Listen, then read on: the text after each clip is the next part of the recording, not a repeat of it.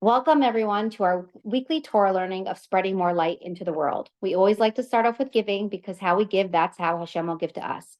Let's give generously so Hashem can and will give us generously. I'm going to put some coins in the tzedakah box. Please join me from home. Thank you. So we're going to start off with some names for Tehillim. We have a new name today, and we're having everyone in mind as well.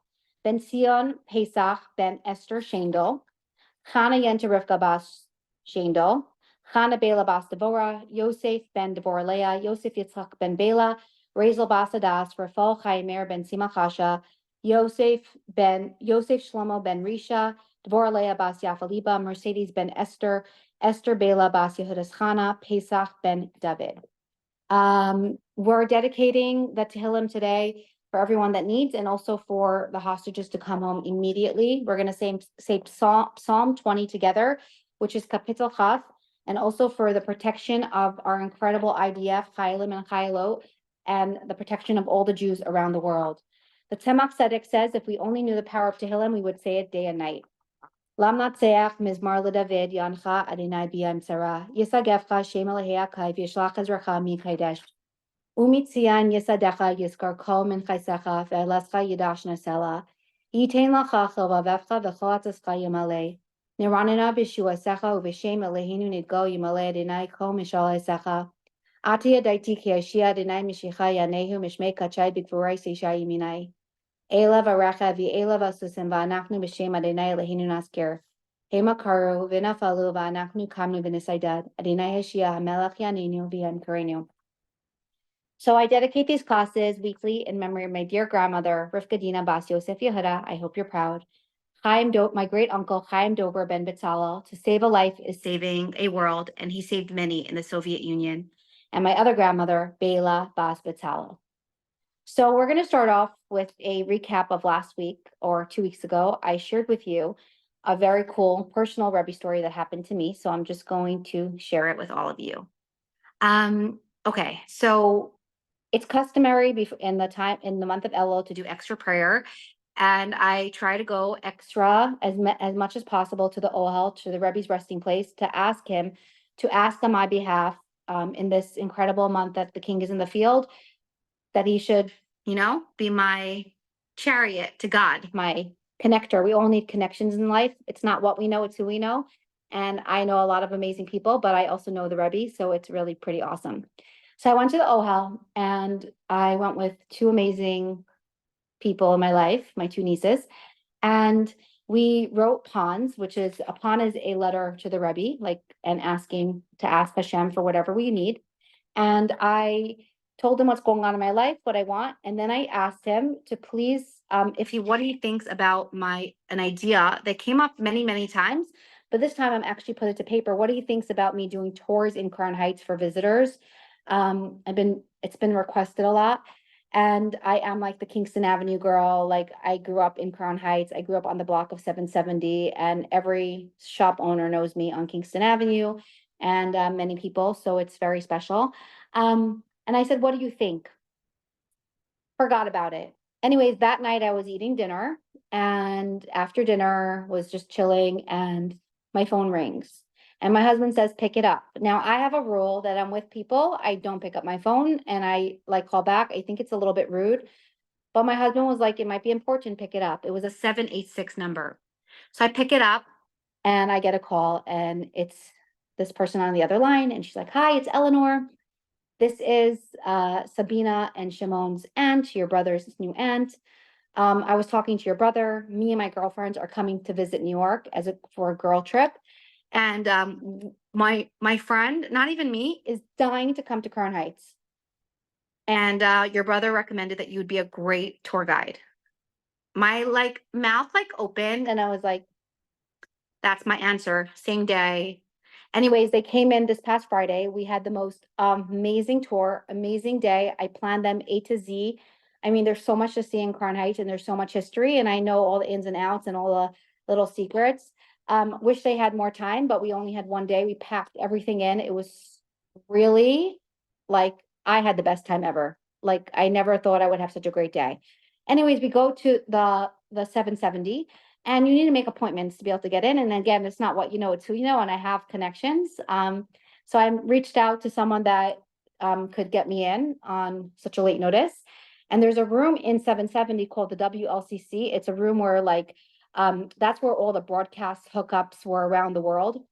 When the Rebbe would speak, there was no such thing as internet in those days, and cell phones didn't exist. The Bachrim, which is a young gentleman, they were like in learning. They had no backing. They didn't go to college, but they came up with the most incredible technology that when you call in, like when you called Australia, I mean, I know this because my mom's mom is from Australia, my grandmother, and it was like really annoying to get through, and it was also extremely expensive. So they were on the phone for a very, very limited time, and then the calling card would like it was done, and that was the end of the phone call. And I was always asked to go to the store and buy more phone cards.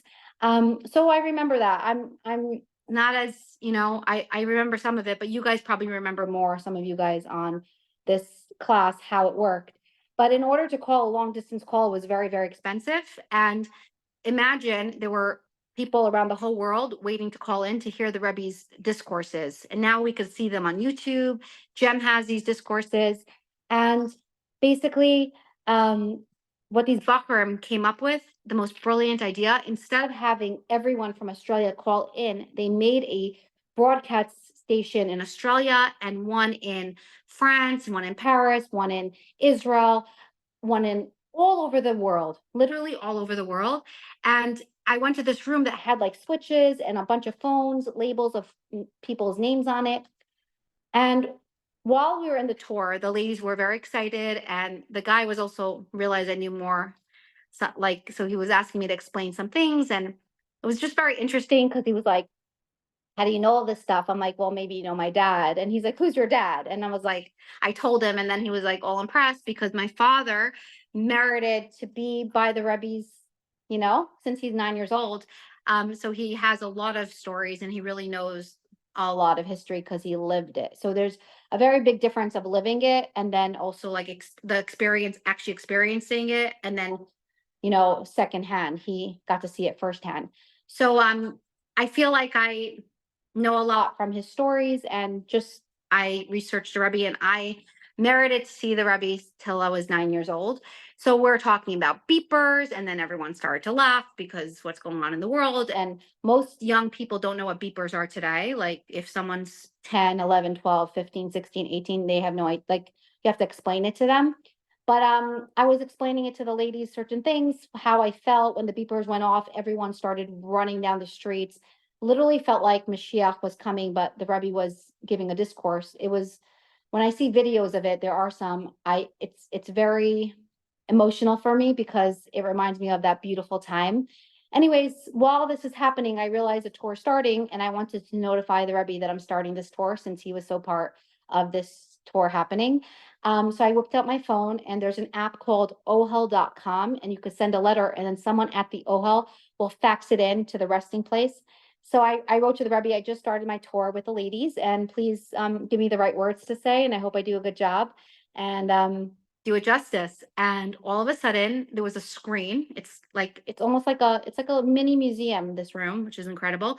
On the screen, there's a picture of my class going by the Rebbe. I'm talking about my little class when they were 7 years old or 6 years old. And I'm like, those are my friends. So I literally felt like the Rebbe, like really giving me encouragement that was a good idea and got crazy good feedback from the ladies.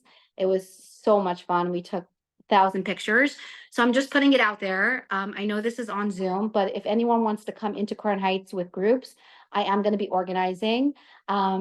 And I have very fun things to do and I could be a lot of fun. So we could spend the day together or 2 days together and I could hook you up with Airbnbs to stay. And it's just a really special place to come visit. It's very interesting. You'll get to see what we learn every single week. So just wanted to share that amazing personal Rebbe story that I experienced. And it made me realize the Rebbe's really here in a very different way, but he keeps giving me answers and guidance. I have so many. This is just one little story. So imagine the Rebbe's here, the king is here. The king is Hashem. He's in the field. And we really should tap into that and ask God. We have a little bit more time in the month of Elul till Rosh Hashanah to ask God for whatever we want. He's here. He's here for us. So don't be shy. Like, it's a free phone call when you light Shabbat candles, if you go to the mikvah, when you go to the mikvah. Those are the best places to ask, but you could just literally go to your field and ask God wherever it is, or a garden, and just talk to God from your heart. And it's going to be amazing. It should be an amazing year. And today I'm begging God, and we're going to all agree together that the hostages should come home and Mashiach should come. That's my wish today. Okay. So I always like to give a little background on how we get the guest speakers, and people ask. Just today, it was incredible. A friend of mine, I saw her at the Ohel, the resting place. And she was so kind. Later on, I bumped into her in Trader Joe's. I'm like, so funny, we have the same schedule. She's like, I was looking for you to give you a ride. I'm like, oh, that's so kind of you. I actually took the bus. There's a bus that goes, very convenient, like every few hours, every day. It's called the Ohel bus now. So she goes, could I give you a ride from Trader Joe's? I said, sure. So she gave me a ride, and I was just so humbled. It was very like surreal that I saw her in the morning, and then I saw her in Trader Joe's, like, completely different community. And she's like, Chaya, how do you get all your speakers? So I'm going to tell you. Firstly, I'm very connected up there. I made the Rebbe my partner, and Hashem likes his class. So that's how I get my speakers. And he somehow connects these amazing people in my life. So I went to a Bikar Cholim breakfast in Crown Heights. They take care of people that are unwell and need help and guidance. It's the most amazing organization. And this year's guest speaker was Amanda. Amanda was being interviewed by Ida and Rivka Krinsky from the Inside Out podcast. And there wasn't a lot of time, so she was only able to say a very small snippet of her story, which I was like, wanted to hear more. But then she said something that really got to me. She mentioned my aunt, Chani Lipskar, Rebbetzin Chani Lipskar of Bal Harbor, and a story that she has, a personal story of the Rebbe. So I was like, I need to reach out to her. So in life, it's not what you know, it's who you know. So I used my bargaining chips, and I messaged Amanda on Instagram. She was so gracious. And then we spoke, and then I told her about my aunt. And then I guess she looked into my YouTube channel, and she saw it was a really cool thing. But Amanda is a very she's very much a very popular new speaker in town. She speaks globally on podcasts and also in person. I really recommend that if you have a community. I'm not trying to pitch, or we didn't discuss this, but I just like what I know. When you know an Aleph, teach an Aleph. So after the talk, if you like it, you could reach out to me, and I could connect you to Amanda if you want her for your community. She is amazing. She's inspiring. She has so many twists to her story, and Hashem made her, like, she's going to share her miracle today and how she connects to God every day. Amanda didn't grow up practicing, and today she is a religious, amazing human. Plus, she just started a new shlichus, so she's going to tell us about it, like emissaries of the Lubavitcher Rebbe. So it's so exciting. I'm so excited to hear everything. So we're gonna go and see. Hopefully, we're gonna cover everything, and we will be having a part 2 because there's a lot that we want to share. So Amanda's going to start off. Firstly, welcome Amanda from Montreal. She's going to start off and tell us a little bit of her background, where she comes from, what's her family life. So welcome. So glad you are here with us today, and honored to call you my new friend. Bestie, no? Yeah, you said we're almost besties, but we are We're besties. almost besties. We are besties. So Yes. I'm so honored to be with all of you ladies. I'm so grateful that I discovered you and your podcast and your classes, because they're amazing. And no matter how busy I am, it's like a priority to listen to them at least once a week. And it really infuses me and recharges my batteries for the week. So really, thank you. It's amazing that you do it, and you should have strength to continue doing it and all the amazing work you do. So before I begin, I want to dedicate this talk, this question and answer, this little farbrengen, to my father, Mordechai Leib Ben Yael, and anyone else who needs a speedy refuah shlema, a recovery, speedy recovery. They should have one immediately, including all of our brothers and sisters in Israel. So just to share a little bit of background about me, like she mentioned, I did not grow up religious at all. I grew up in Montreal, which happens to be a traditional community. We all kind of know each other. Most of us are connected to an Orthodox shul. So I grew up going to a modern Orthodox shul, but I really never felt any connection at all. I grew up extremely privileged. Thank God. I really had everything I needed, everything I wanted.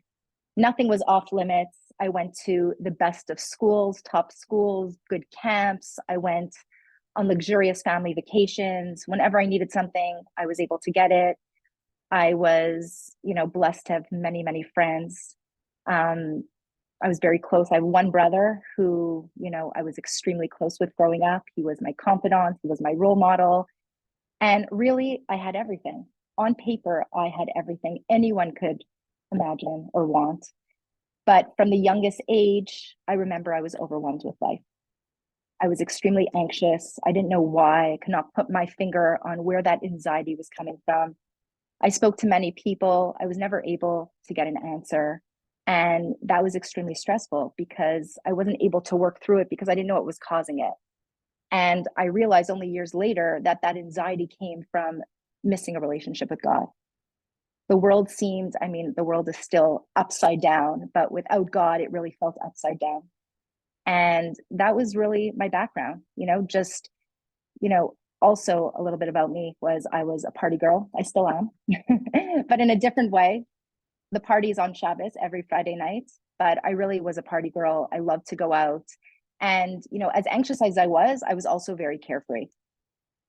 I went to every party. I really was like a happy-go-lucky girl, but deep down there was something really missing. And that was very difficult. At a certain point in my life, I kind of realized that what I was experiencing was normal and everyone felt this way.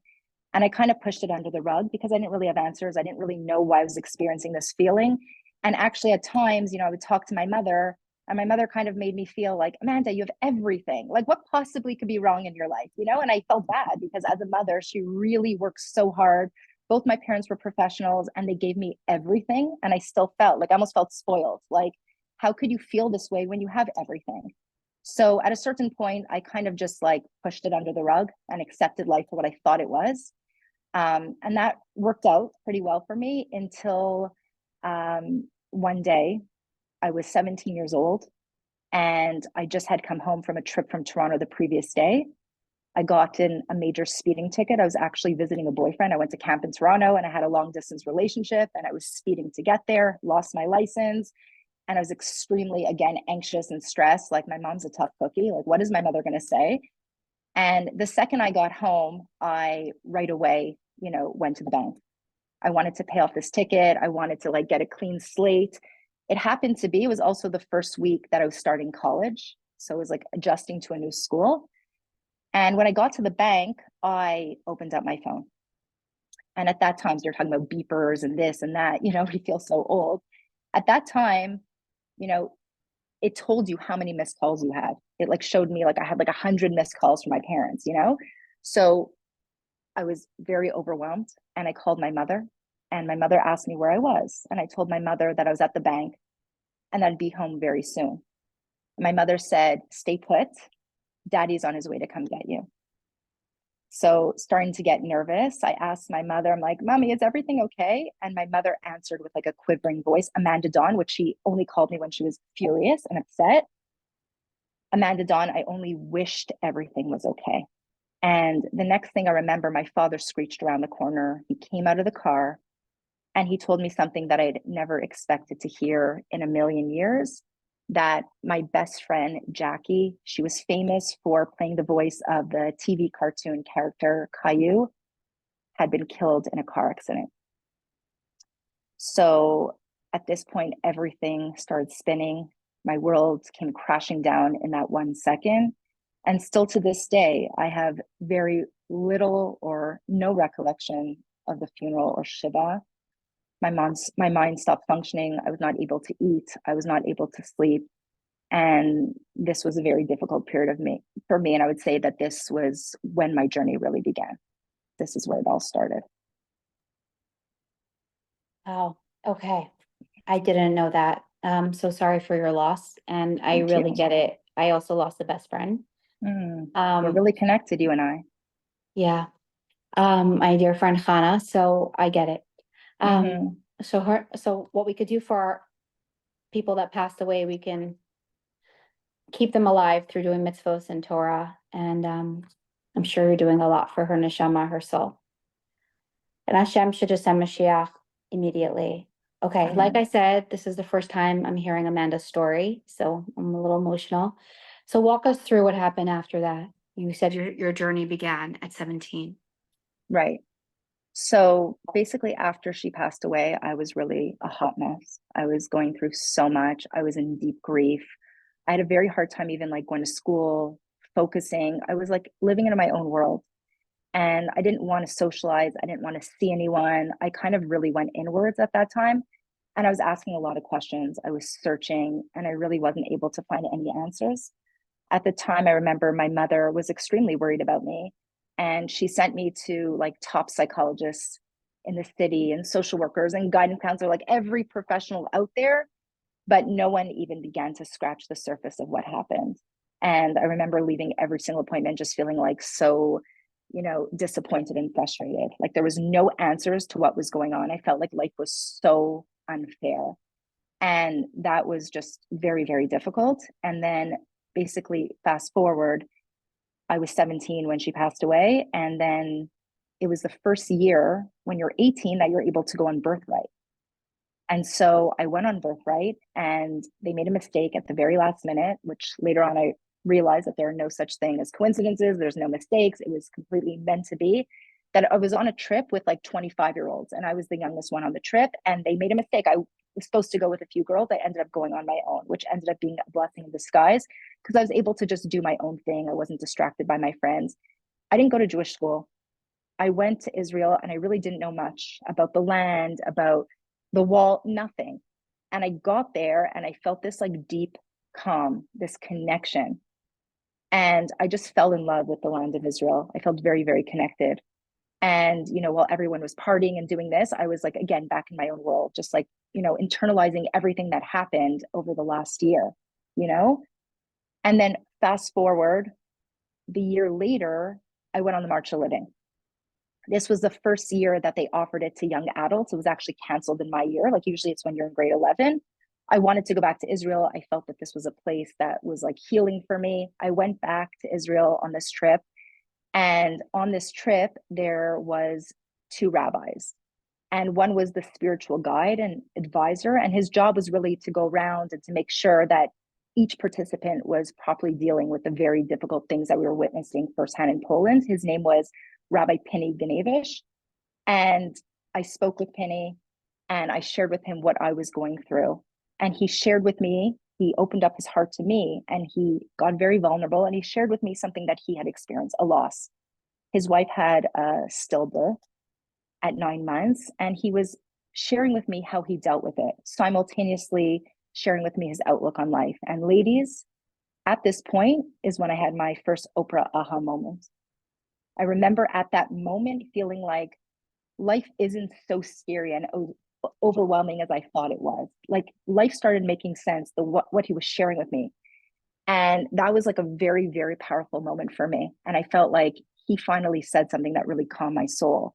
And then again, fast forward after the trip, I stayed in touch with him and I became a regular guest at his Shabbos table. And I was always like so impressed by his family. It was completely different than my family. And every time I was there, I always learned something new. I asked a lot of questions, I challenged them, and I got a lot of answers finally. And I really, was just, my mind just opened up to a new world. I was able to like rewire my brain and see the world with different eyes at this point. So that was how, that was when I started getting comfort, and then eventually life more or less got back to normal, right? I feel like I got what I was looking for. I felt calm, the world made sense, and now I can continue living and going back to life, right? So then I started traveling. I went all over Europe with a backpack and my friends. And we really had such a great time. And I started waitressing at a restaurant, and I was at university. I was studying psychology, and life was back to normal, like I see the signs, but then I felt like, okay, now it's ready to return and transition back into normal life. And that's more or less how I dealt with it. Wow. So you meet this guy and he doesn't even realize how much he changed his life by being vulnerable with you.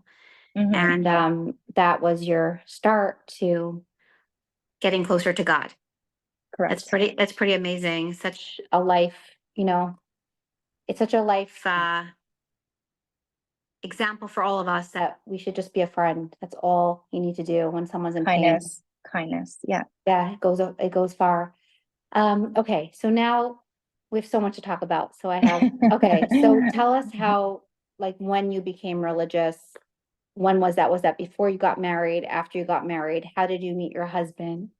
Okay, these are lots of questions. So I became religious on my own. Me and my husband kind of were on our own independent journey, and then we met along the way, and I'll get to that story, but there's so much happened that before I met my husband. So, Jackie passed away.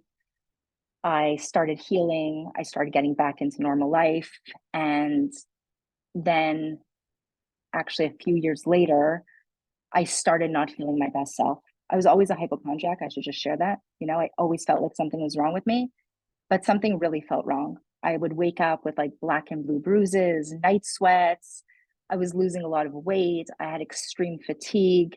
And I kept going back and forth to doctors, not knowing what was wrong with me. And there was no answers again. And then one day, like I mentioned, I was waitressing at a restaurant. And the day before, I happened to start with a trainer. And sometimes when you do like these intense workouts and the next day you can't even sit on the toilet seat.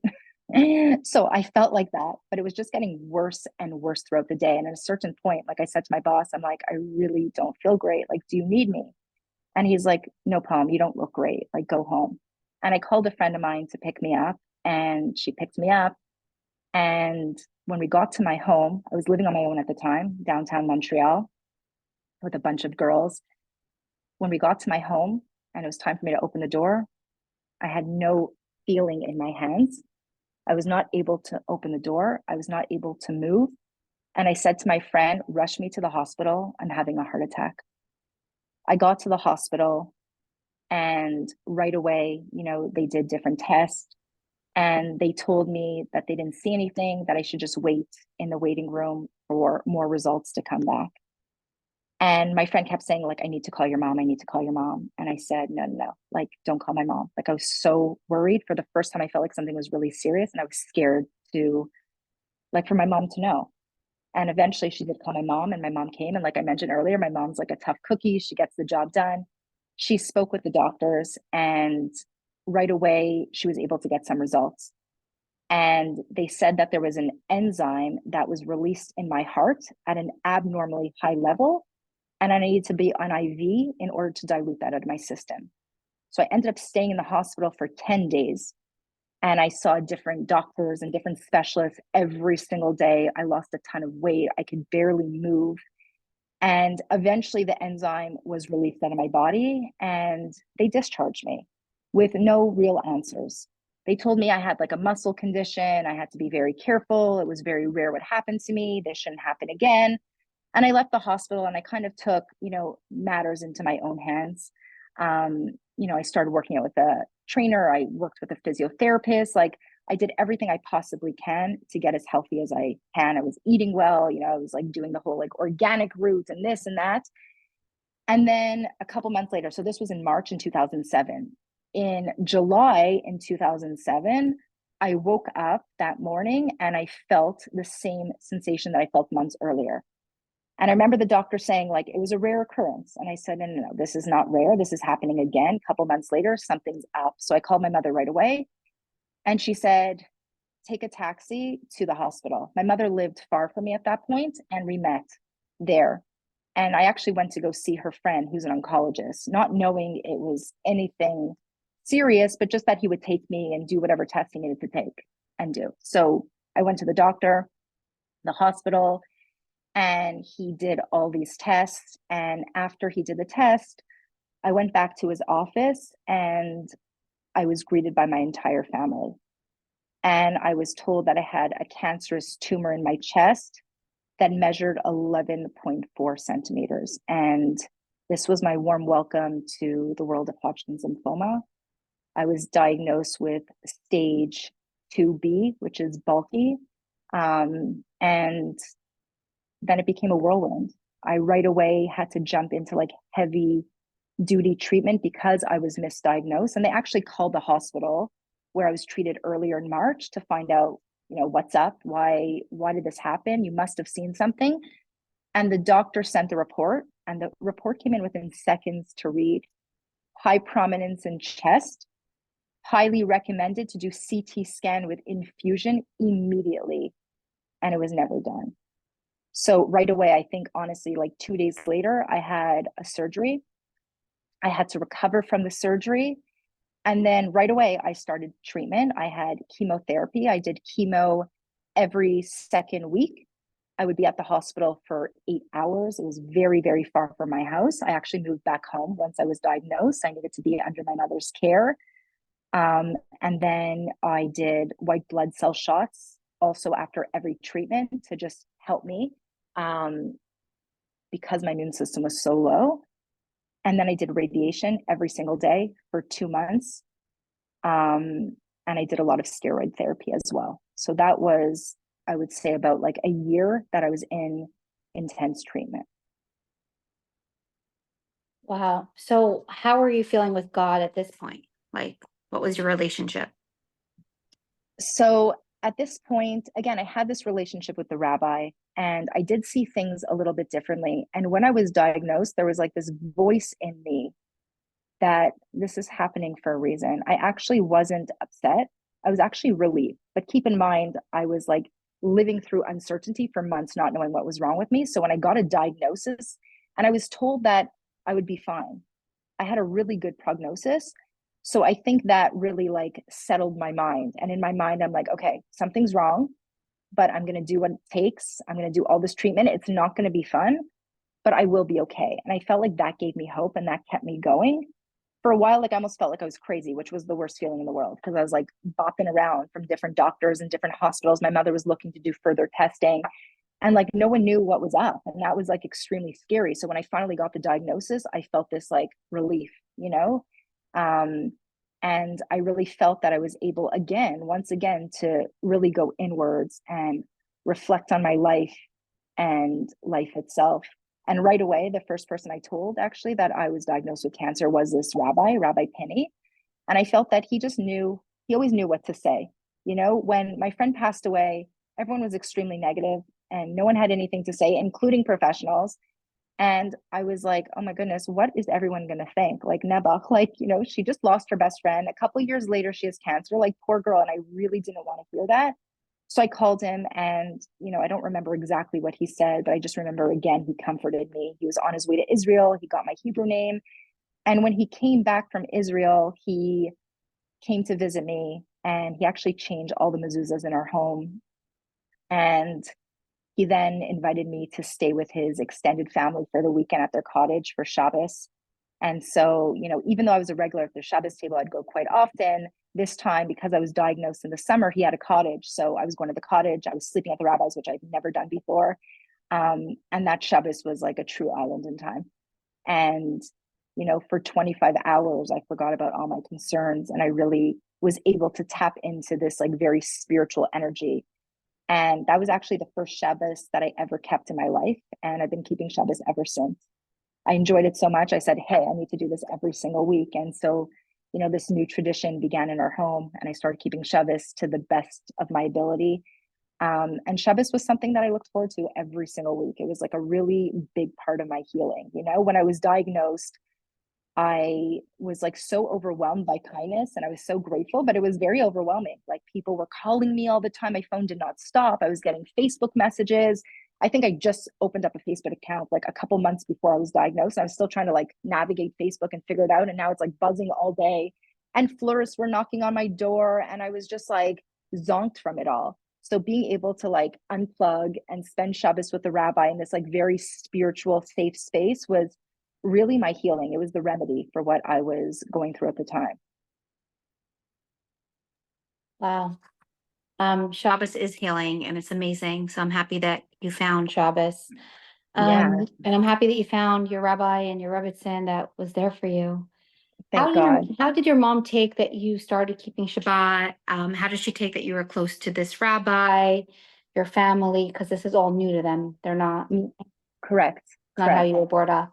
Right. So I feel very grateful. I speak to a lot of people, a lot of Bal Tshuvas, people that, become religious. And it's not always so easy. And I understand, right? As a mother, you instill values with your children and you want them to be a certain way. And you have this like expectation of what you want. And then it's completely flipped. So I understood all this and I understand how many people have this struggle. But I think my situation was unique because I was going through so much. My mother understood. I was vulnerable. I was very sick. So my mother was able to understand why I was doing what I was doing. It wasn't just like out of left field. And I think that she saw that every single Shabbos, literally, I was getting stronger and stronger. And I think she was grateful that I discovered Shabbos and that I met this rabbi and that finally I felt this like sense of comfort. And I think in a way it was good for her too, because we spent a lot of Shabbos together. I'd go to the rabbi quite often, but we also did Shabbos at our house, like again, to the extent of what we knew. But it was really just a time that, family would come over. She would always say to me, like, invite whoever you want, I'll make whatever you want. And as a family, it was a time that we just relaxed and we were all together. And my mother always said, like from a young age, that she wanted to have Shabbos, but I just was always running from like one club to the next and one party. I was never able to sit still and, have Shabbos. I always had an excuse. Oh, I'm going to this friend and I have this dinner and that dinner. So like finally she got what she wanted and we were all together. So I think she really was amazing and she saw that I was happy. And I always tell people like when people see that you're genuinely happy and you're not judgmental and you're not preaching anything, it's contagious. They're curious, like, well, what's going on? Why is she so happy? Like she has cancer and all of a sudden she's like, seems like so calm and so relieved. And so, my mother was great. My father right away started putting tefillin on like almost every day. He started going to Rabbi Penny's shul. His sister has a Chabad house in Montreal. He started going every Shabbos and he loved it. My dad was like someone that worked extremely hard. And, again, just being able to let go of everything and, take a step back and just focus on something, much more important and bringing spirituality into your life. He really enjoyed it. My mother even went as far to completely kosher her home. I actually grew up thinking I was kosher. We had like two separate plates, but like, every now and then we'd bring McDonald's in and put it on a paper plate but she completely got rid of everything. She got everything to be mikvah. I always tell people, whoever's listening, if you're ever in Montreal, I would trust my mother more than me. Like her kitchen is extremely kosher. She like even went as far as going chalav Yisrael and pas Yisrael. She really wanted me to feel comfortable and for me to be able to come over. And I'm so grateful for that. So yeah, my parents were amazing. They definitely accepted my way of life. Okay, so walk us through the rest of the journey of healing and getting better and meeting your husband. How that Okay. happened. Okay. So I mentioned that Israel was this like place for me that brought so much healing. I loved Israel so much. And as soon as I was done my treatments, I said, I need to go to Israel. I just want to like go to Israel, put myself in a completely new environment. And I applied to study at the Hebrew University of Jerusalem. And I was still waiting to get accepted, like very anxiously every day, checking the mailbox. And I had a wedding and I wasn't even sure if I was going to go. I wasn't feeling 100% like well. I was always kind of nervous, like kind of like during COVID, like what happens if someone's sick and I'm going to pick up on something and then I'm not going to be able to do my treatment because my immune system's low and my white blood cells aren't where they're supposed to be.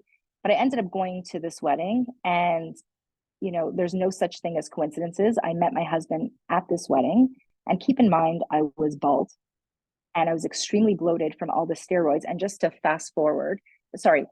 rewind. When I had my break from my treatment, from my chemo, my radiation, I had like a month that I had to like let my body rest before I started more treatments. And I was in Florida. I was in Florida for a month. And at the time, a friend of mine, came up to me and I started talking to him. I hadn't seen him in a long time. And I was just kind of sharing with him like what I've been going through. He was very curious. And I was telling him, like I kind of keeping Shabbos and I'm kind of keeping kosher. At that point, I was like eating at any restaurant, but I was like extremely careful, like just eating fish and salad. Like I really did everything very slowly, baby steps. And I was telling this friend that I'm like anxiously waiting to get accepted to the University of Jerusalem, that I need to get to Israel. And even if I don't get accepted, I'm going to go to Israel.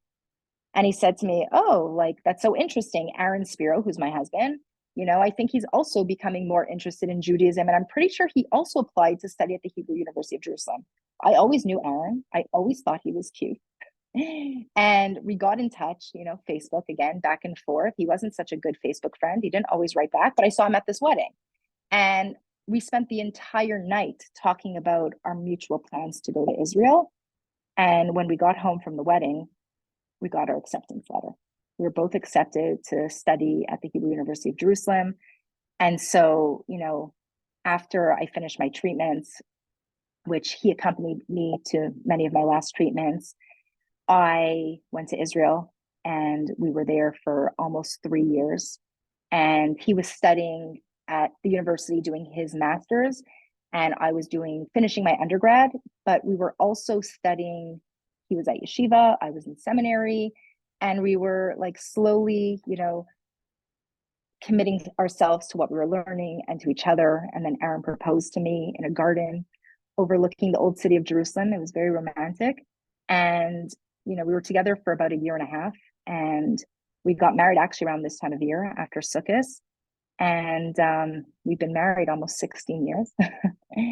And so we were living in Israel, and he was doing a 2-year program. I was only a 1-year program, but I ended up, of course, extending because my husband. And really that whole year, I was just learning as much as I possibly can. I did a lot of classes. I really was like trying to infuse myself with as much as I possibly can before I was going back to Montreal. And then we went back to Montreal, and I started working at the Friendship Circle. I'm not sure if any of you guys are familiar. It's an organization for children with special needs. And I worked there for almost 4 years. And yeah, well, what was the other question? How did I meet my husband? So you said that you met your husband, and did you have a hair covering at the time when you were bald, or? Yeah. So when I met my husband, my hair was completely covered. I was still undergoing treatments. And then when I went into remission, I was still wearing my wig because I was very self-conscious. I didn't recognize myself. I didn't feel myself. And so I told myself that I'm going to wear my wig until I'm comfortable to take it off. And I was like actually enjoying wearing a wig, to be very honest. I used to be one of those people. When you asked me about my background, I didn't share this part, but I was definitely very into my appearance. It was definitely a priority for me. I was a model at the time, and my hair was always like an ordeal. Like I remember I used to go on vacation, and I'm not even exaggerating. I used to take a clothing iron, and I would iron my hair. Like everything had to be picture perfect. I'm still like fighting that perfectionism, but I had terrible hair. I used to like get off the plane and my hair would like go crazy, like frizzy, even especially in Israel with like the humidity. And so I just loved wearing a wig. Like my hair always looked amazing. And so I really enjoyed it. But at a certain point, we were engaged and my hair was growing back, and I knew I was going to wear a wig. I wanted to wear a wig. And so I took off my wig, which was not an easy thing. But it was extremely powerful when, I once again donned a wig for the best of circumstances as a proud new Jewish wife. So, yeah. So it seems like religion was exciting to you and it added to your life. Like you didn't feel like, so many people, like you hear them say like, oh, it's so annoying. We have to wear a wig. Such a Correct. bother. Many people Correct. that like grew up religious, but for you, it was like, I get to wear a wig. I get to look beautiful always. You Right. felt connected to the mitzvah. Would you say what was your favorite mitzvah that you took on? Because you're coming from a place where you didn't do anything and then you started doing a lot. What was your favorite mitzvah of all? That's a great question. So also just to say, she mentioned that I speak and I travel the world sharing my story. My story is really that I saw the hand of God in everything I was going through when I was sick. And I'm extremely grateful. Like I feel like God gave me everything on a silver platter. And I really connected to every mitzvah. And I remember when I met Penny on the March of Living, like I said, I had my aha moment. But I remember thinking in that moment, wow, like if I thought of life like this rabbi, life would be so much easier. He just had such a nice perspective and he saw the world, you know, with such different eyes than I did, that like everything was for a reason, everything was for the good. And, the greatest darkness brings the greatest light. And my life just started making sense. And it's also like when I tell my story, it kind of sounds like, I got sick, my friend died, and then I became religious. But it was a slow process. And I really internalized everything I was learning. And I asked a lot of questions. But I have to say that every time a mitzvah came my way, slowly, I was always like, wow, that's so beautiful, or that's so nice, or like, yeah, I want to do that. I want to try that out, and I would try it out and it felt really good. And, then I got to a certain stage in my journey where, like, even mitzvahs that might have been a little bit challenging, I had such a strong connection with God at that time that I was like, okay, this is what we're meant to be doing. And I still to this day feel like sometimes the most difficult mitzvahs are the ones that I actually connect to the most, right? Because it's like this awareness for me that I'm not doing this for me. I'm doing this because God wants me to do that. And that is like pure spirituality, pure connection, right? Um, so the mitzvah that I love the most, I'm a Kala teacher, I teach brides. The mitzvah that I connect to the most is family purity, is the mikvah, one of the mitzvahs that was entrusted to the Jewish woman. And I'll just share a cute little story that when I was actually sick, I reached out to a Rebbetzin that I was close with at the time. And I said to her, I didn't even know much about the mikvah at that point. Like I said, I didn't go to a Jewish school. I said to her, I really want to go to the mikvah. I wasn't married. I want to go to the mikvah when I'm done my treatments. All I knew about the mikvah was that it was like, transformation and rebirth. And it was this like very, very spiritual place. And I just wanted to go to the mikvah. And I remember speaking to her and she said to me, like, I've never had this request before. Usually the mitzvah of the mikvah is reserved for married women only. The only time you go to the mikvah when you're not married is really like a day or two before your wedding. But she said to me, which I loved, which I always teach to girls, is that unless you ask, you just don't know. And so I asked, and she asked a big Rav if this girl who's on a journey, just finished her treatments, could go to the mikvah. And the Rav said I could. And I went to the mikvah. I didn't have to prepare. I didn't have to do anything. I went during the day. I did not need to have like a mikvah attendant with me. And I went to the mikvah and I had like a very intense experience, very, very spiritual, very emotional. I remember just like crying. I was all by myself, very vulnerable. And I said, I need to learn more about this powerful place. And I kind of took it upon myself to learn as much as I possibly can. And then I learned with a Kala teacher when I was about to get married. And I went to the mikveh in Jerusalem and I had an amazing experience. And from that point on, I really connected to this mitzvah. And it's like my mission to, share this gift with every Jewish woman out there. And thank God I've been teaching for over a decade. Wow. So can you inspire us today with some stories, perhaps with some, because in Aleph, you teach in Aleph, so you're really giving over what you love to others, of people that had maybe mikvah stories? Yes, I have a great story. I have many, many stories, but this is actually my favorite one. So, like I mentioned, I went on the March of Living and I met this girl, Samantha, on the trip. She was lovely. She was a sweetheart. And she wasn't religious at all. And she knew that I became religious. And she actually runs a bat mitzvah club at like a conservative school, actually a school that my husband went to. And she reached out to me that every year she takes bas mitzvah girls to the mikvah to show them the mikvah and to explain them what a mikvah is and the history and the importance of the mikvah. And for many, many years, she always had this like Rebbetzin who's like in her 90s give them a tour. And she said, hey, I think it would be so nice if you gave a tour. I think they'd be able to connect with you. Your husband went to the school, you became religious. I said, it would be my pleasure. And so I started doing this and I did it like year after year. And we got closer and closer. And at this point, I think I just had one child at this time, my son David. He was a couple years old. And one time after I gave the tour, she said, "Do you have a couple minutes?" And I said, "Sure." And she says, "You might find this crazy, but I never went to the mikvah." Like, here she's inspiring and encouraging like bat mitzvah girls and their mothers to learn about the mikvah, but she never went. She said, "When I got married at the time, the rabbi never even told me about the mikvah. I didn't have to go," which obviously she probably got married with a conservative rabbi, or in any case, she was telling me and opening up to me and, getting very emotional. Like, my heart went out to her that she was struggling with infertility and she was going to see different specialists and different doctors and nothing was working. And whenever I talk about the mikvah, I talk about all these, miracle stories of people that are struggling. And she was listening and she said, "You know what? Maybe I need to go to the mikvah. Can you teach me about it?" And I said, "It would be my honor and pleasure." And so we started learning together, couple hours, over the phone at the time. And when we realized when it was her time to go to the mikvah, we went through the calendar, and I realized that it was the same day that I was going to the mikvah. And I was a little bit like, I never really tell anyone. I mean, I don't tell anyone when I go to the mikvah. It's like very sacred between husband and wife only. But I'm like, she's going to see me at the mikvah. And so we had the same mikvah day. And also at that time, I was struggling to have another child. I was trying for a couple of years for my second child. And anyways, we ended up going to the mikvah at the same time.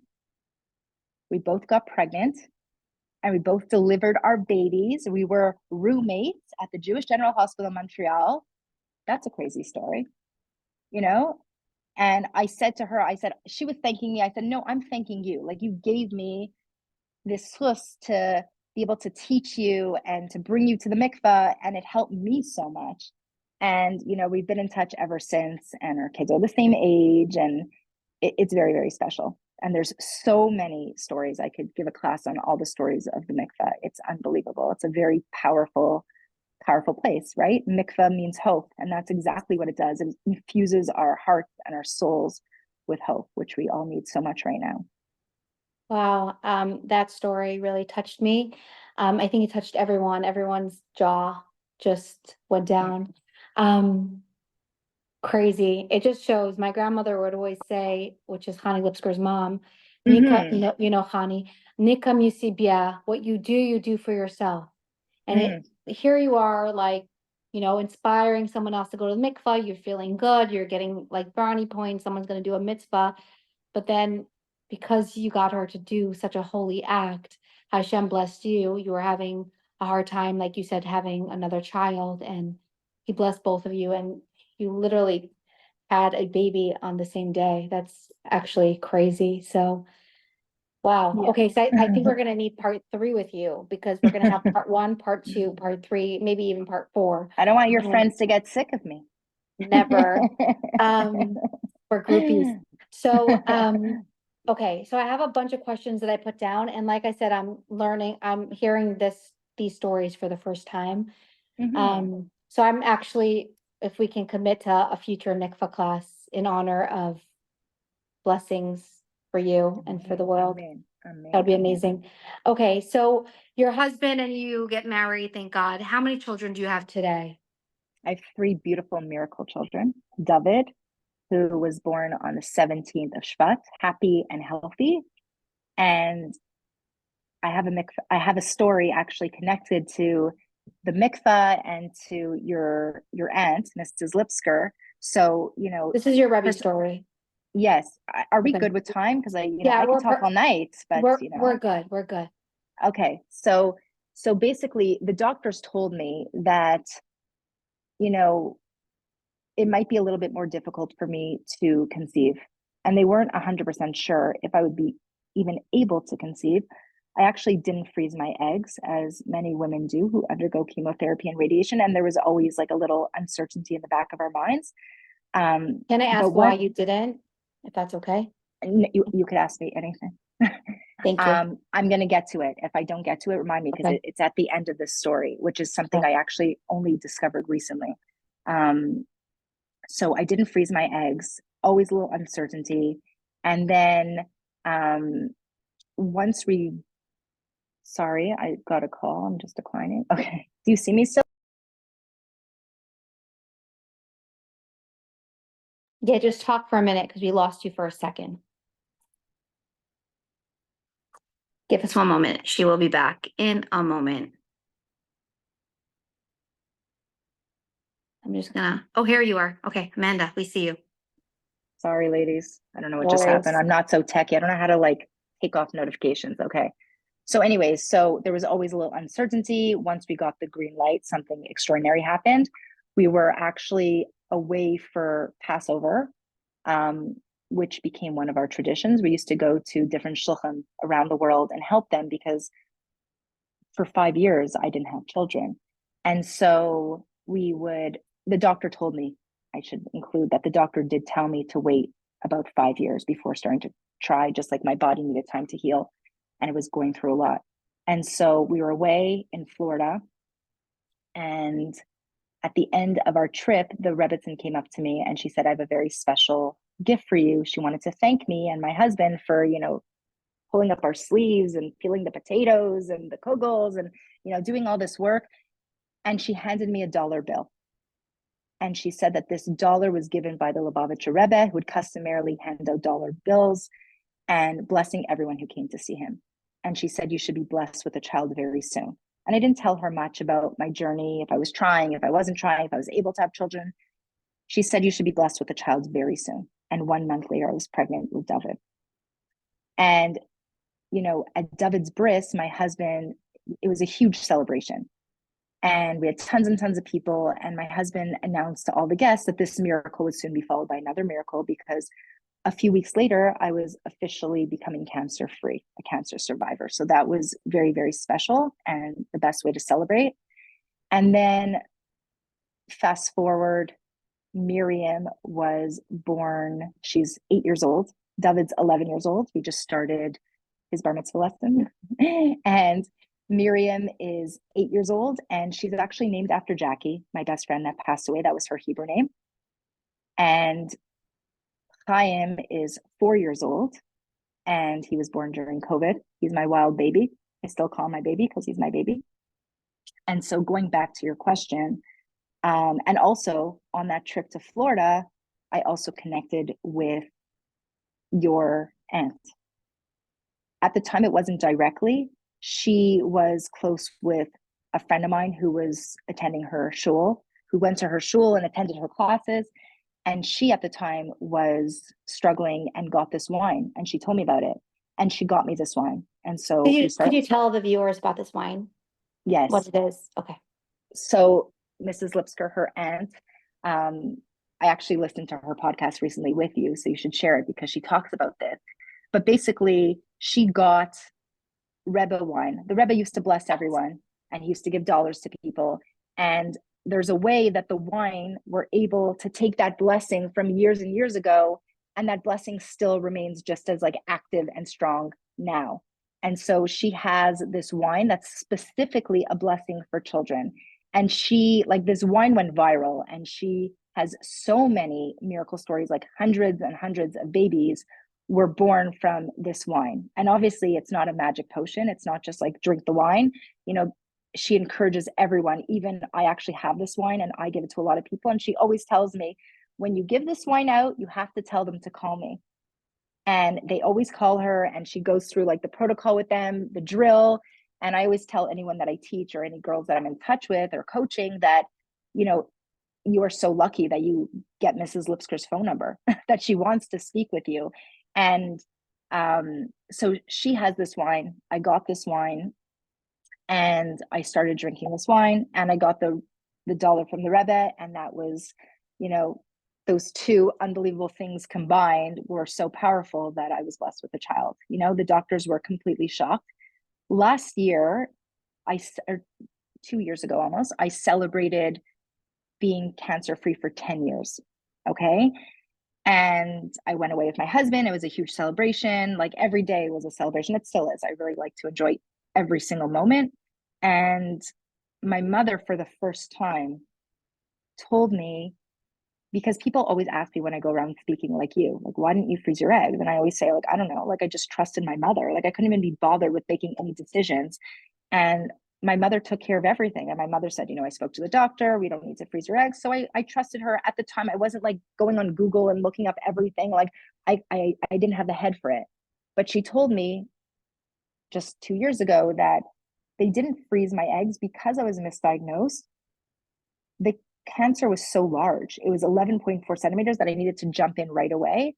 And if I froze my eggs, I wouldn't have been able to start my treatment right away, and I might not have been able to make it. Like, I had to jump in right away. I had no choice. There wasn't a choice. I thought there was no choice. I wasn't able to freeze my eggs. So that's the reason I didn't freeze my eggs. So I'm extremely grateful that I have 3 beautiful children. Thank God. Wow. And there are miracles too. Yeah, every child's a miracle. Every Right. child's a miracle. But in your case, it's a bigger miracle because Yeah. there's not such a big chance after going through that with your body, and 'cause no one should know about these things. So it's pretty amazing, and you should feel very honored because not everyone gets to hand out that wine. Very And grateful. I have to say that I'm, like you said, people are lucky if they get to call Chani Lipskar. She's very, very busy. They are lucky. I got to spend a lot of time around her, but it's very unique, this wine.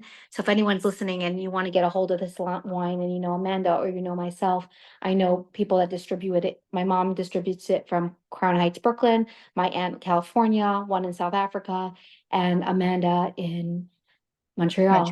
But Chani wants to personalize it because I asked her, why don't you just put out a recording? It's like a broken telephone every single time. And she said, no, I want to feel the person. I want She to wants to talk to the connect with each person. She really does it from her heart. And it's literally, it's from God, and it's through the Rebbe's, blessing that it happens. Now, like you said, it's not a magic potion. And you have to be very sensitive how you approach like giving out this wine. Like, just don't maybe tell people to listen to Amanda's talk. Don't ask people like that are waiting for children if they want this wine, unless you're really, really close and you're able to. But it's very, it's a lot. So being someone that, I personally don't appreciate when people come over to me and give me advice or ask me, like, we know what to do. But when it comes from love, it has to be the right person that approaches. So it's very special. It's like, it's teaching an olive what we know. And the Rebbe left us all his teachings, and some people have these incredible things. Chani, if anyone wants to see the class, I'll actually post it in the description of this class on the recording, Chani's Yes, you class, because absolutely should. it was it was Amazing. 2 years back that she gifted me a birthday present and shared her story with the world on my platform. So I'm grateful.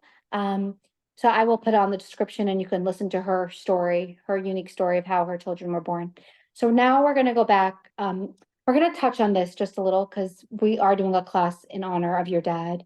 You dedicated the class to your father's. You said his name. Can you tell us why?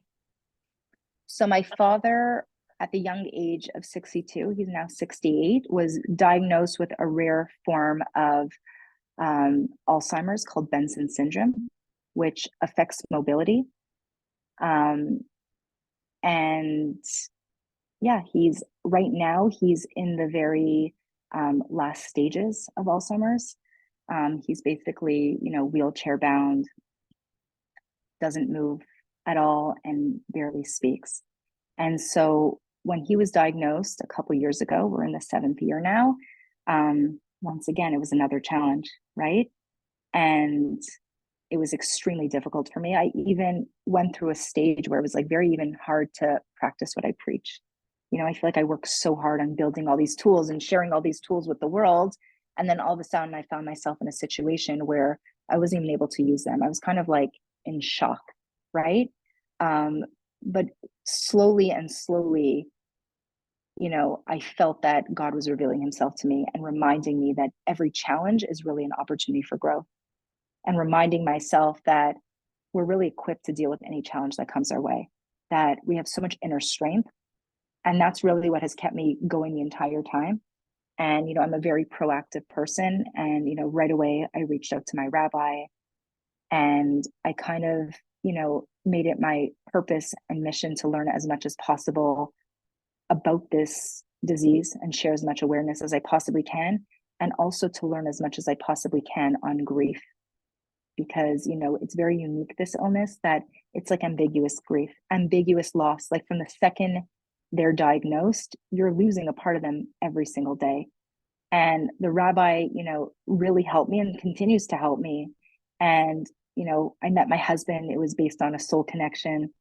And now my relationship with my father is really based on a soul connection. And it almost feels like a very holy experience. It's a very painful experience. But at the same time, when I'm with him, I feel this like strong bond and this strong connection. And once again, I was able to tap in and to connect even more. And I know for myself, when I'm going through a hard time, what gives me strength is connecting to God. Is like, you spoke at the very beginning about different mitzvahs. So for me, mitzvah means connection. And every time we do a mitzvah, we are connecting to our true selves, to our souls. And so that's what I keep doing. It's like I just keep going deeper and deeper and connecting as much as I possibly can. And the more I do that, the more I'm able to connect to God. And the more I'm able to once again see that Hashem's in charge. We're not in control. Hashem loves us. He only does good. And it's hard to understand how something like this could be good. But, I try not to get in my head so much. And I try to realize that we're finite beings and God's infinite, and we're not always going to understand his ways. But there's a reason for this as well. And I'm trying to, enjoy every single moment and, seize every opportunity as I can while my father's still here. And that's really what keeps me going, is just being there for my father as much as I can. Wow, you're such a beautiful person inside and out. So, we spoke before the class, we touched on it because I saw some pictures of your dad on your Instagram and asked you about it. And obviously, I'm very passionate about this. My grandmother had dementia, and watching your dad go through this, I asked you if you would consider doing a class on with your Absolutely. dad on how it is like as a daughter to deal with, this challenge. And you said yes. So we have Absolutely. this class that we have two classes now, Mikvah, feature stories, and You're keeping me busy, you're going to be very busy with me. I'm the bestie. So we'll talk after the class when we could schedule that on the calendar. So we're going to end off with just one more thing because we want, people to want more. Can you tell us about your new shluchos, your new, that you're very excited about? I saw you posted it and I sent you a message. I'm like, did you go on shluchos? And you're like, we I started still this new haven't gig. believed that it actually happened. It all So tell us feels very about it because surreal. it's amazing. Yeah, so actually last Sunday we just had our inauguration of the Chabad house, the new Chabad house, and we actually printed a Tanya there. We had over 100 people. It was unbelievable, but it all started about 4 years ago, actually during COVID, that our rabbi from the Montreal Torah Center, Rabbi New, his son started this project called the L'chaim Project, which was in honor of Rabbi New, Moshe New's late brother, Chaim New, who passed away. And he was a businessman, and he was so involved in so many different shluchos. He really helped so many different people. And that was the mission that Rabbi New felt, that everyone could be a shlucha, right? You're a shlucha. What you're doing right now is shluchas. It doesn't need to be official. We all can make a difference in this world. And he told us that he felt that there were Jews in Trois Rivières. So that's where our Chabad house is now. And there used to be this like thriving Jewish community. And he wanted us to go there and scope out the scene. And my husband's a businessman. He's extremely busy. He's very involved in my son's school, at our shul here. Like, we're just both very busy. And even just with my father, it's a lot. We're very dedicated and committed to being there for my mother and doing whatever we can. But my husband said, this is crazy, but sure, and he always says, like, when someone reaches out to you, there's a reason and you have to answer the call. And so during COVID, with a mask, my husband went to Trois Rivières, which is an hour and a half away from Montreal. It's predominantly like French speaking. He went with matzah, he went with wine. He put an ad out beforehand, any Jews in Trois Rivières, and people actually reached out. And so he went and he delivered it and he met all these people. And then really like the rest is history. Like from that point on, like one Jew led to another Jew, led to another Jew. People found out we were doing this and reached out and said, oh, I do business with this person who lives in Trois Rivières. And we made a Shabbat dinner. We rented a hotel and we had like 30 people come to this Shabbaton. And it was really unbelievable. So we basically have been there for 4 years. And every time we go, we're either at a hotel or we rented out an Airbnb. And we were there for Passover. We go there for Hanukkah, for Purim. And in the little short span of time that we've been there, there's so many miracle stories. And I'm so grateful. And it's funny because when I first got, when we got invited to do this amazing opportunity, I remember saying to my husband, like, I feel like this is every Lubavitcher's dream is to go on shluchas. And this is so exciting, but like, why Trois Rivières? Like, I couldn't go to like LA or Bal Harbor. Like, first, I don't even speak French that well. And there's just very interesting, eclectic characters there. But now that I've been there and now we have a home, someone donated a home to us, which is unbelievable. We have a gorgeous condo overlooking the water. It feels like home. And it's like when you really connect to your true self, you're able to see that God gives you everything you need. And for whatever reason, God wants me to be there. And it really feels like home. And every time I'm there, I connect to the Rebbe on a different level. It's like I sometimes say to my husband, like, we just need to go to Trois Rivières. Like, that's really where I connect the most now, just being there for people and connecting with different Jews from all over who are yearning for this deep connection. And, in the short period of time that we were there, I mean, I could talk forever about different stories that happened. There was a boy that reached out to us last Passover, the Passover before, that his father, who's not Jewish, he's Italian, is dating someone who's not Jewish. And she lives in Trois Rivières. His mother was Jewish, so he's Jewish. She passed away when he was extremely young. He never had a bar mitzvah. And he just wanted matzah. So we delivered matzah. He wasn't so like keen on coming to our Seder. But my husband was like trying to encourage him to come. And he said, like, did you ever have a bar mitzvah? And he said, no. He's like, oh my goodness, we need to have a bar mitzvah. He was still hesitant. And then I said, I'm making a really good brisket. I could tell he was a foodie. I promise you that brisket changed his life. He came, we did a bar mitzvah. He came right before the Seder, before we lit candles. We put tefillin on. We said a couple words. His Jewish bubby from Montreal was on Zoom, on FaceTime. And he had a bar mitzvah. We're dealing with a boy now who's going to be 4. He's autistic. He does not have a father, never had a bris. We're organizing this. My husband, my little son at the time, he was like 9. He went on the rink to a professional hockey game and he met a Jewish hockey player, brought him matzah, brought him wine. So there's just been so many stories after stories and miracles. And thank God, we go as much as we possibly can. We go at least once a month for Shabbat and we go for the holidays. We're going for Rosh Hashanah. We're going to be there the entire holiday. And it's the first time we actually have a minyan. So it's beyond exciting. Wow, that's incredible. We might need class number 3 with you. You know what? Once my mentor told me, the best advice I could give, she told me, and I share it with everyone, that whenever you're going through a dark time, which we all are, right? We all have our own struggles and challenges and setbacks. When we're going through something, the best way to get through it is to keep ourselves busy, but not just busy, letting time pass, busy doing things that matter, that are making a difference, doing mitzvahs. And so, to stay out of trouble in your head, because we could all get in our head, is just doing good. That's really the answer to everything. Any darkness is like fighting with light, is bringing goodness into your life, into your space. I love that. So many amazing messages today. Before we share the screen share of the pictures and the video, we're going to do a quick roll call of who's on from where.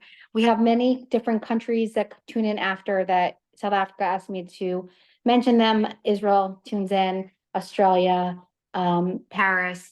But I'm gonna start with the roll call, and then we'll bring up the pictures of your some of your childhood, and so it really brings your story to life. Okay, so we have Far Rockaway with us today, Detroit, Michigan, Brooklyn Heights, Charlotte, North Carolina, Deerfield, Florida, Ottawa, Cedarhurst, Montreal, LA, California, Palm Springs, California, Glensville, California, Boston, I did say Crown Heights, and I'm sure many other places. So welcome, everyone. I'm so honored that you're here.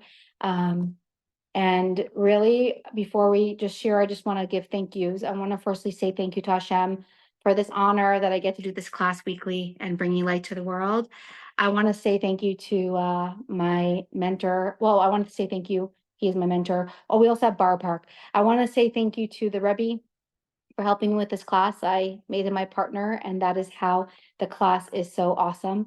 I want to say thank you to my mentor and mashpia, Shandy Jacobson, for all your amazing work behind the scenes and helping me with just guiding me. Thank you. I want to say thank you to all the ambassadors of the class. An ambassador, someone who shares the classes and spreads them on their social media chats. And I share my merits with you. So it's worth it to become an ambassador today to spread the class. And we have every kind of Jew on this class, kind of like the Kotel, which is really, really awesome. So become an ambassador, reach out to me. I would also like to say thank you to my dear husband, who helps me with the tech. I'm not very techy, and puts it out into the world. So thank you. And everyone that tunes in, it's awesome. We love the feedback, so please send it. Each week when I get feedback, I send it to the speaker every week. And it really, that's what makes them come back. So if you give feedback, we get the speakers back. So help me make this job easy for me, because a lot of work goes into it behind the scenes. Some of you got a little snippet of us showing some things before the class. But hours go into each class, really a lot of hours. So we love feedback, and it's an honor, really. It's an honor and a privilege to do this. Okay, so we're now going to bring up, also please subscribe to our YouTube channel, Chayimink, and we have an umbrella under our class, a Shar B'Tachon class with Devorah Leah and Druzier. She's a Shar B'Tachon enthusiast, and she is incredible. So tap into that. It's amazing. It's B'Tachon and Amuna, and really helps guide you for hardships in our life. Like Amanda said, if not for that rabbi, she doesn't know where she would be today. Like he really helped her navigate. You have a lot of things in your life that are challenging. I mean, you make it easy, but it's not. So when you have Torah, it's all Torah based. It just makes life easier, especially now. There's a lot of darkness. Okay, so we're now going to pull up pictures of Amanda and I the just say stories one that more we- thing quickly. Of course. I just want to say, because we're just so connected, like every day that we're speaking. So we're gonna stop the Ooh. screen share for just 1 second, because I want Sorry. to see your full face. Okay, yeah, go. No, go just first. just leading up to this, I feel like we're just connected in so many different ways. But you just mentioned, I don't know if she's on here, Shandy Jacobson. I don't even know if she remembers. She was She on was here. on. So you'll Yes. have to tell her this. But when I was in seminary, I went to seminary and I met this girl. I think her name was Hannah Raskin. I don't know if you know who she is. She lives in Crown Heights. She's a singer. She's unbelievable, very special. And I was telling her that I'm like obsessed with Simon Jacobson, Shandy's husband, Rabbi Simon Jacobson.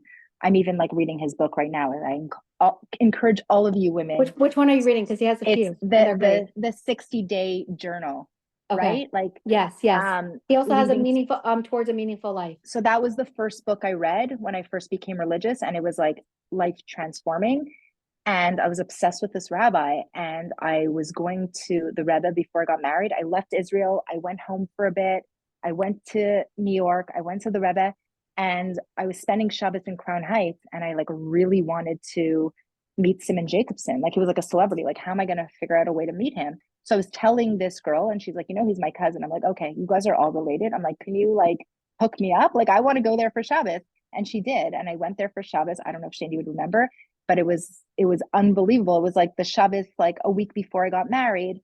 And I spent Shabbos there, and we made a lot of connections because she's like related to the Ganevishes, like her, whatever. And she was beautiful, and her husband was amazing. And I still get so much inspiration I get like something every day from him, and it's amazing, amazing. We also have one more thing in common. I was also invited to their house for Shabbos, and it was amazing. Everything about it. Such a treat. Such a treat. Shandy, I'm a huge fan of Shandy and her husband. I'm very inspired. I buy that book for everyone, Towards a Meaningful Life. It's amazing. We have it in our Chabad house, and that's the book we give out to everyone. We have it in French even. I give it out to Jews and non-Jews alike, different languages, and everyone loves it. Hebrew, I've given out Spanish and French. So it's pretty wild. You can get those in local bookstores and on Amazon. Guys, we did not pitch this and we didn't plan any of the speech. We really, really didn't talk about anything about the class. We just got to know each other on a personal level before. So everything's new. But I just want to say that he also has the 49-day, it's like a little pamphlet, Spiro Ormer, and it really just helps make you become a better person. Amazing. Okay. Now I'm going to tell her. Now we are going to pull up some pictures and you'll tell us, you could talk in the background. Okay. Okay. Give us a moment while we pull it up.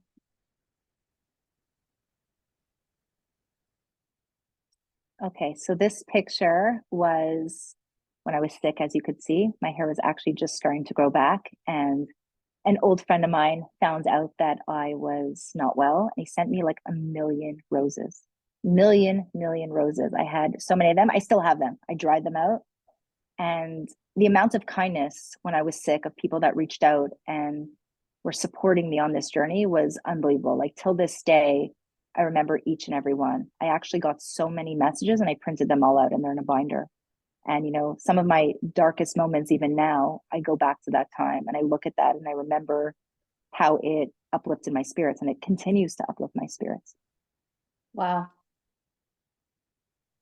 So we're going to share more pictures now. So this was during treatment.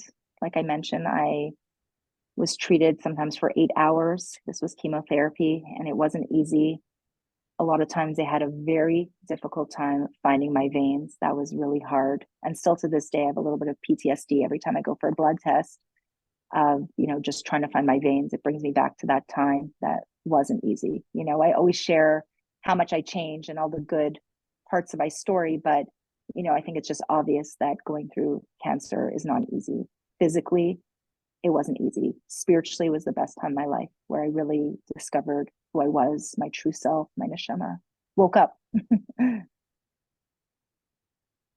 So I actually modeled when I was sick for a magazine, Denim and Diamonds. It was for a cancer organization. They asked me to, you know, be in it and share a little story. So this is the photo shoot. These are my parents, my mother and father, Debbie and Lawrence. And this was, I actually believe this was at my remission Shabbos. So as you could see, like I mentioned, baby steps, I was still taking pictures on Shabbos at that point, you know? This was my 11.4 tumor in my chest. This was my father. If you look closely, this was a scrapbook that I actually put together. I kept everything. It's like documented. And if you look closely, you'll see it was right after my surgery. You know, I didn't yet start chemo. I still have all my thick hair. But if you look closely at my chest, I was just recovering from my biopsy, and my dad took me to Old Montreal, which is beautiful. And we had brunch together. We spent the day together, and it was very, very special. This was right before I even had my surgery, or maybe, I don't remember exactly, either before or after. My dad spoiled me rotten, and he took me to a Broadway show, and he took me to New York, and you could see all the shopping bags. He couldn't say no to me. So we went all out. We had such a good time. He wined and dined me, and it was very special. This was me being very silly, and I'm still very silly. These are my two cousins, Alex and Dara. One lives in Montreal and one lives in California. And this was us in Florida, like I mentioned, during that period of time, that break that I had before chemo and radiation, where I was just enjoying as much as I possibly can. This was in the chemotherapy treatment rooms where I was treated.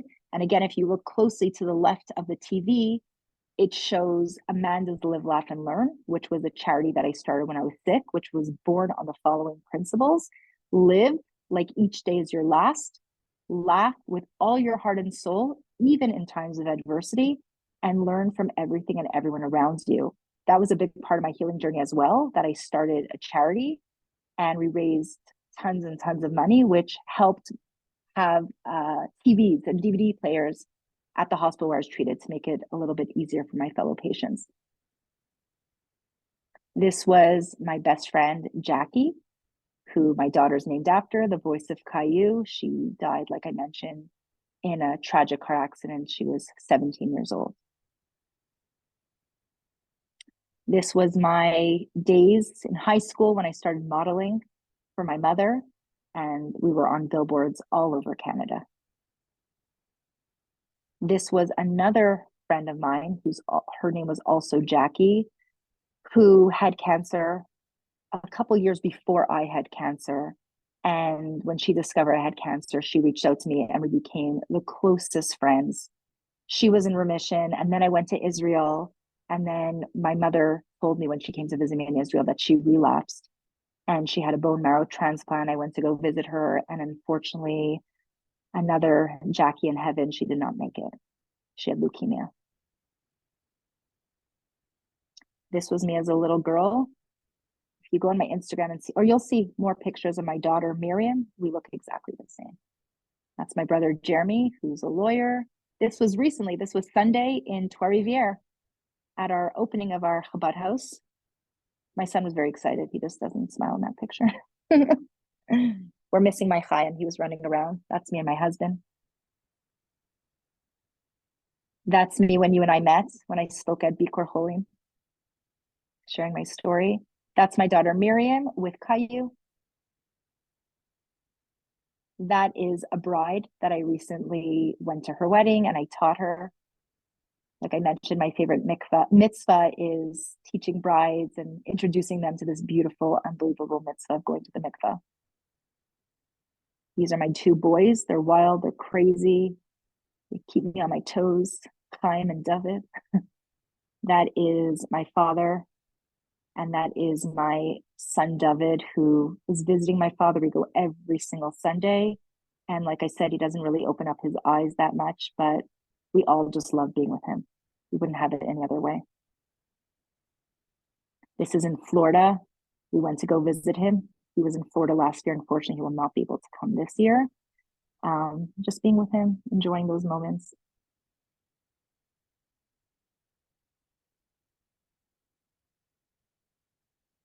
It's my dad, still with a smile. This was actually when my dad was diagnosed. You could see it, a big change in his demeanor and the way he looks. This is my brother, his wife, and his beautiful son. This is me and my husband being wild and silly in Trois-Rivières a couple years ago, Purim, dressing up. This is in Crown Heights at 770 at Chabad headquarters. We went there before my son's Upshurnish last year. This is me and my husband. You could see he looks a lot different. We were actually not married. I'm just wearing a wig because, like I mentioned, I still did not have much hair.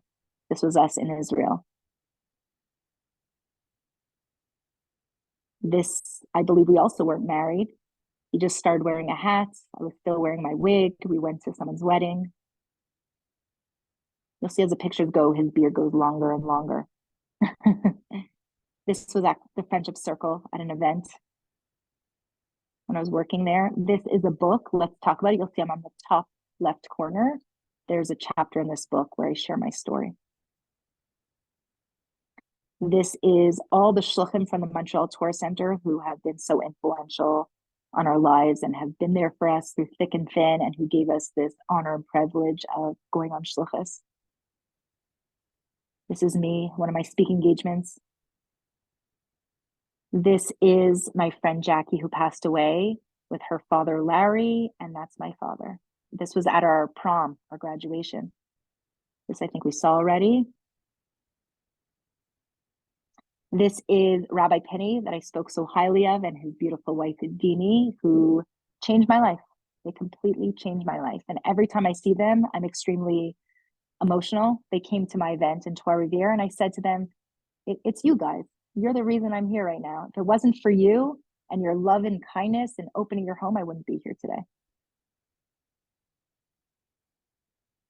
This is my daughter Miriam, and this is Jackie's mother. And actually, this was on Jackie's yurt site. I just came from the cemetery and I was connecting to Jackie and I said, I need a sign. ran to the grocery store. I was so tired. It was a hard day. And I bumped into Jackie's mother. So God is with us at all times. We just have to open up our eyes and our ears. He is revealing himself on a daily basis to us.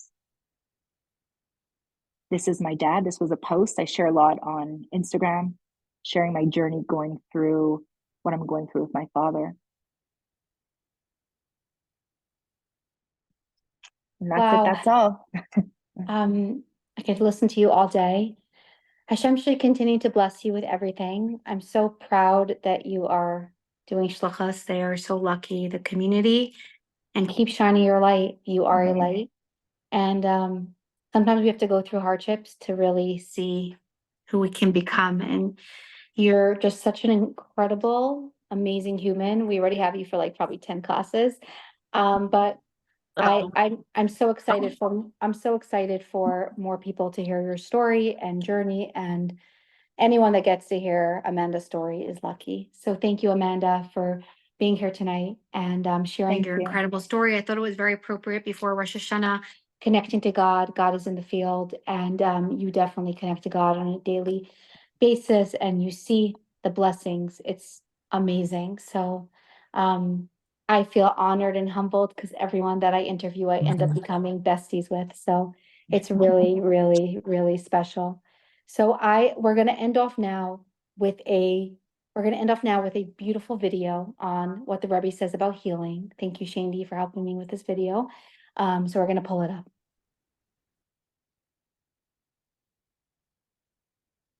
Kusil Farkash is a prominent halachic authority living in Jerusalem, Israel. הייתה לי בת שלא עלינו נפטרה מהמחלה הידועה, והיה רופא מסוים, שניבדל לחיים ארוכים כבר לא בחיים, שהוא התמסר בצורה בלתי מובנת, ממש במסירות יוצאת מגדר הרגיל לטפל בילדה. ממש היה מגיע מהמחלקה שלו למחלקת הילדים, יושב ליד המיטה של הילדה, מטפל, בא להזריק בעצמו, משהו לא מובן. וכאשר, לא עלינו, אחרי השיבה, כבר כן התנגדח, נסעתי לבית החולים הדסה, עליתי אליו, אמרתי לו, תשמע דוקטור, לשלם לך אני לא יכול. אני יכול אבל לתת לך ממה שהקדוש ברוך הוא חנן אותי ללמוד איתך. אולי אתה רוצה ללמוד קצת תורה? הוא היה יהודי שלא היה לו שום ידע בסיסי ביותר בתורה ומצוות, אבל ממש. כי יש כאלה שהאבא או הסבא עוד עדיין היו שומרים מצוות. הם היו מחוגים כאלה ש7 דורות אחורה, הסבא, רבא לפני 7 דורות, היה גנרל צרפתי שהתחתן עם זינדיאנית שם איפשהו. קיצר, זה אנשים מאוד רחוקים. אז הוא אומר לי שהוא רוצה, מה תלמד איתי? בתוך הדברים אמרתי שיש טניה שם, יש קצת קבלה וזה, ואנחנו נסביר לך יפה. כן, זה הם אוהבים האנשים, קבלה, בסדר. וקבענו שיעור מדי יום שני, בשעה 6 בערב, או יום ראשון, הייתי עולה אליו הביתה, הוא אומר, אפשר לכוון את השעון כשאתה מגיע, ולמדנו ולומדים, וזה הרי רק דף השער, זה השורות של הטניה, עוברים לשיחות ולוויכוחים קיצר, היהודי הזה התחיל להניח תפילין כל יום ולשמוע הכל, אבל האישה הייתה מצטרפת לפעמים.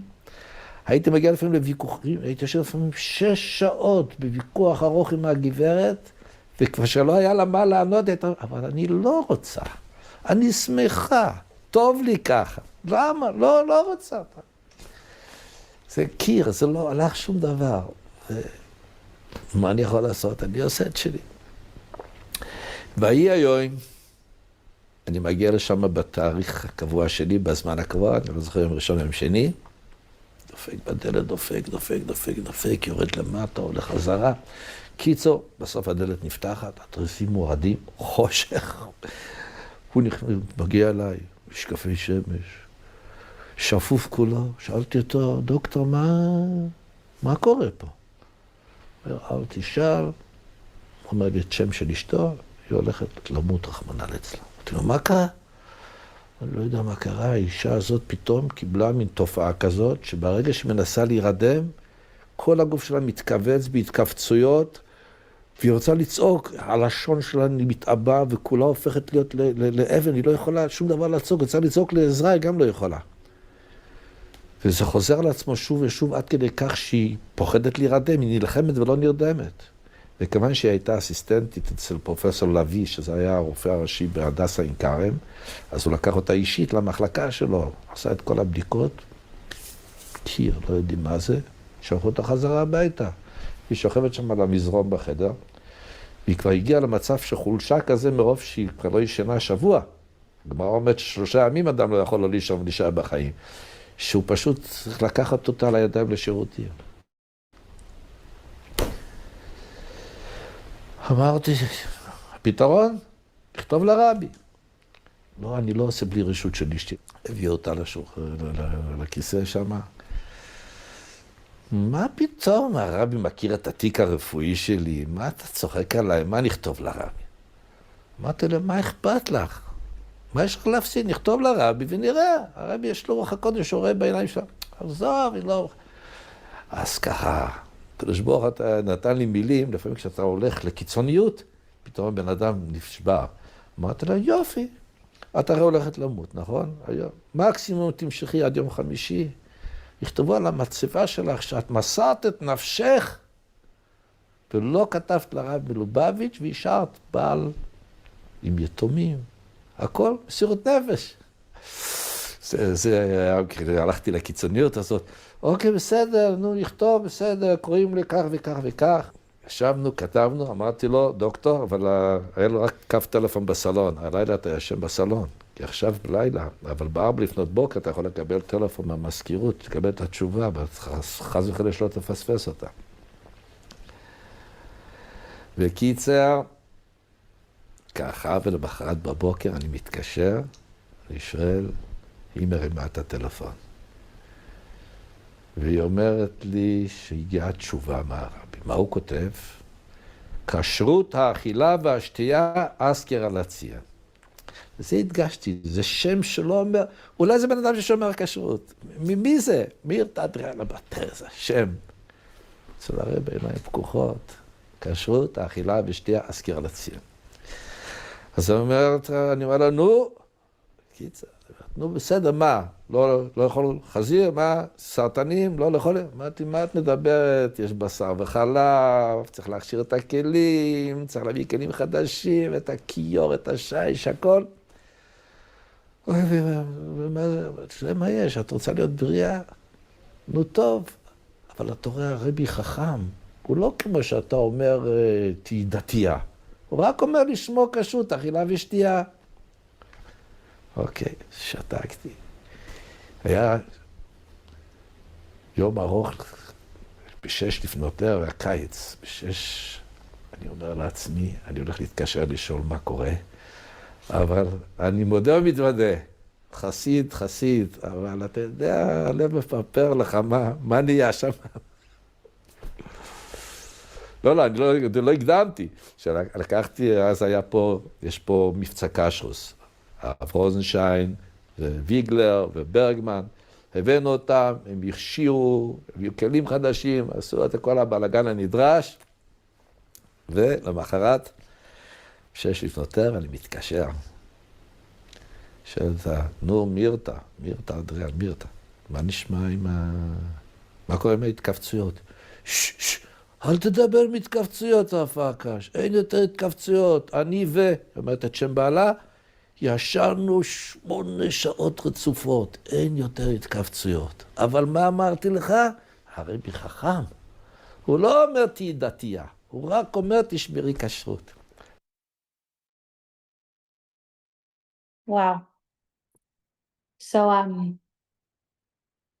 connect to the Rebbe, connect to Hashem, and you'll be all right. True story. So, Amanda's rabbi is big, has a big connection with the Rebbe and his teachings and God, of course. And that story was incredible. Everyone that needs healing should have healing. Everyone that needs anything that they want this month should happen immediately. And again, the hostages should come home alive. And Mashiach should come immediately, because then everything's going to be good. Everything's going to be taken care of. Just want to say this was the most amazing class. Thank you. It was a little longer than usual, but there was so much I wanted to hear from you, and we want to hear so much more. I just want to say that this Sunday we're having a class at 3:30. It's going to be a live class. Usually I do pre-recordings. Our guest speaker is an incredible person that actually met a king. She is going to be speaking at 3:30 Eastern time. So I'll send out the flyer. You're all invited. So excited to hear her. Amanda, thank you so much. Hashem should continue blessing you with all the blessings. And anyone that knows you is incredibly lucky and blessed. So I'm one of them. Thank you so, so much. And we'll see you next week.